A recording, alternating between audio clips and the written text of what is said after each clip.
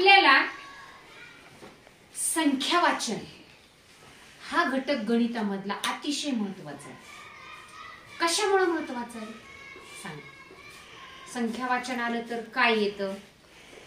वजाबाकी, बेरीज, वजाबाकी ही संख्या वाचन आहे. आता तुम्ही संख्या वाचा बरं. 2 82 382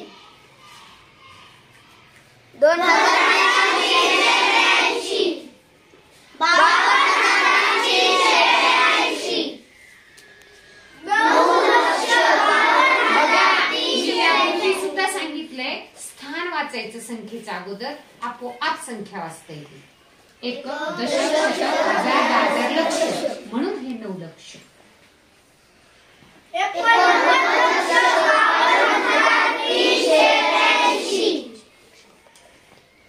3 दशक शतक हजार हजार लक्ष कोटी.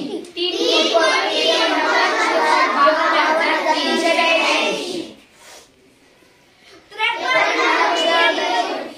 स्थान वाचा. 1 दशक शतक हजार हजार लक्ष दशलक्ष कोटी 10 कोटी. आता वाचा. 53 लक्ष 52,382. स्थान वाचायचं आणि सगळ्यांनी वाचायचं. 1 दशक शतक हजार हजार लक्ष दशलक्ष कोटी 10 कोटी अब्ज. परत स्थान वाचायचं.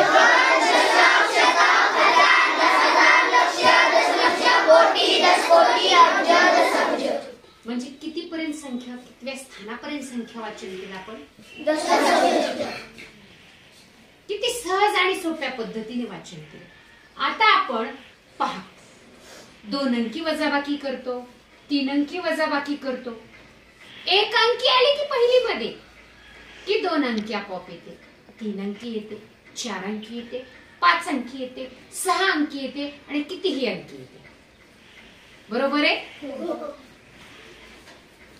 म्हणजे आपण मोठ्यात मोठी वजाबाकी करू शकतो. आता एवढी मोठी वजाबाकी शिकायची का आपल्याला? शिकायची. आता पहा, मग आपण वजाबाकीचा पहिला नियम लक्षात ठेवायचा. डाव्या बाजूला जो पहिला अंक आहे, ज्या स्थानावरती आहे, तो वरचा अंक मोठा अंक घ्यायचा, हा पहिला नियम. त्याच्या खाली घेतलेला अंक हा लहान घ्यायचा, हा पहिला नियम. पुढे तुम्ही कोणतेही अंक लिहा. पहा, पुढे कोणतेही अंक लिहा.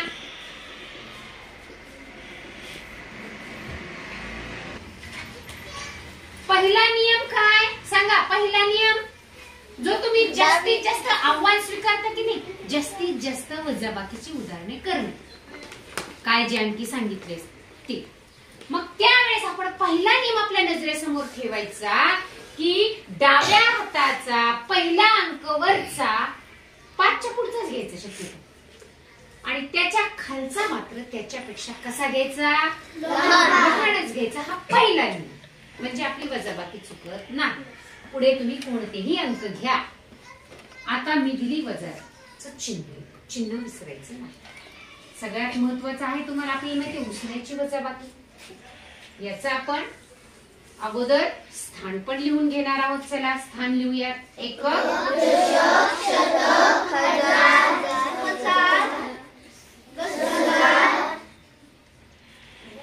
लक्ष कोटी 10 कोटी अब्ज दशअब्ज. पहा, हे स्थान महत्वाचं आहे. हे स्थान मांडणी केली की आपल्याला काय होतं? चुका आपल्या होत नाही.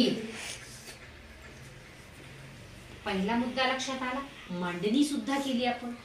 आता सगळ्यात महत्वाचा दुसरा नियम वजाबाकीचा. वरच्या अंकामधूनच खालचा अंक वजा करायचा. काय? वरच्या अंकातूनच खालचा अंक वजा करायचा. बरेच जण चुकतात कधी कधी. खालच्या अंकामधून वरचा अंक अजिबात नाही. वजाबाकीत नियम म्हणजे नियम दुसरा, वरच्या अंकामधूनच खालचा अंक वजा करायचा. लक्षात आला दुसरा नियम. आता आपण तिसरा नियम समजून घेऊया. बघूयात मग दोनामधून 4 कमी होतील का? नाहीत होत. मग आपण आधी मांडणी करून घेऊया उसण्याची. मग सगळ्यात सोपं काय करायचं?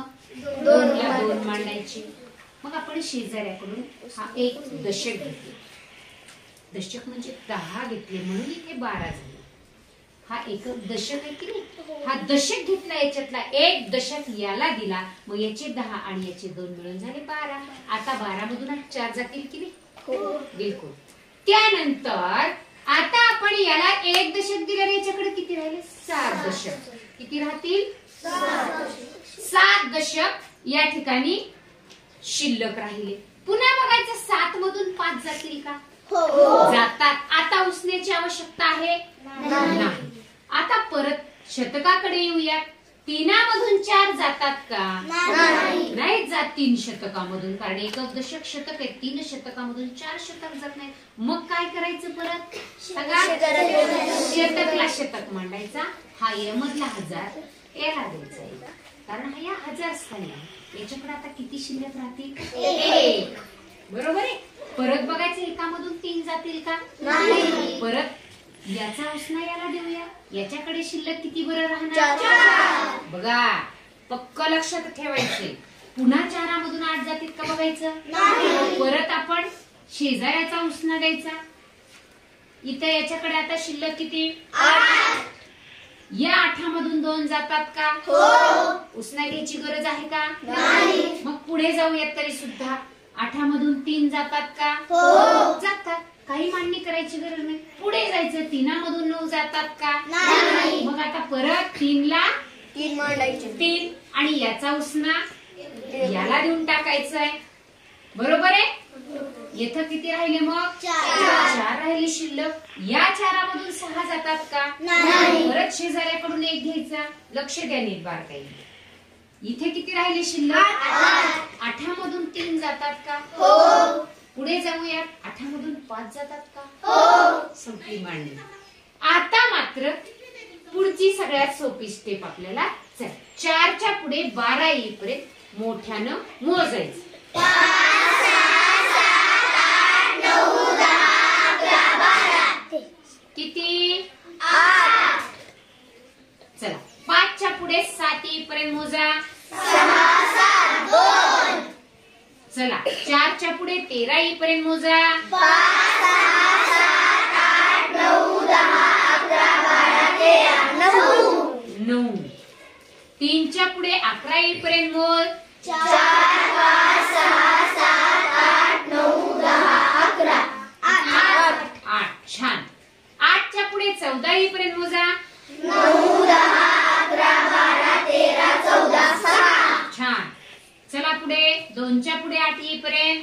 3, 4, 5, 6, 7, 8, 6. शाबाश. 3 च्या पुढे 8 येईपर्यंत.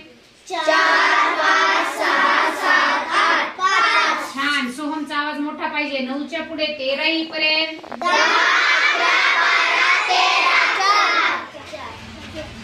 6 च्या पुढे 14 येईपर्यंत. 7, 8, 9, 10, 11, 12, 13, 14. 3 च्या पुढे 8 येईपर्यंत. 4, 5, 6, 7, 8, 5. 5 च्या पुढे 8 येईपर्यंत. 6, 7, 8, 3. हुश. बापरे, किती मोठी वजाबाकी केली आपण.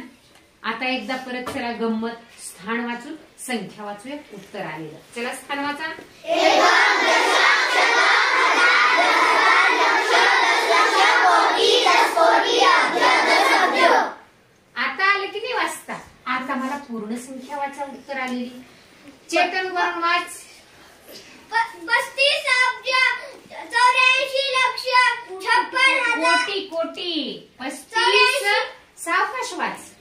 35 अब्ज, 84 कोटी, 56 लक्ष, 68,928. आहे की नाही सोपं गंमत?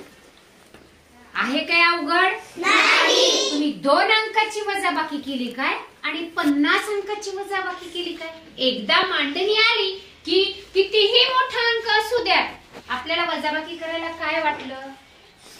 उलट गंमत वाटली की आपल्याला खूप मोठी वजाबाकी करता आली की नाही?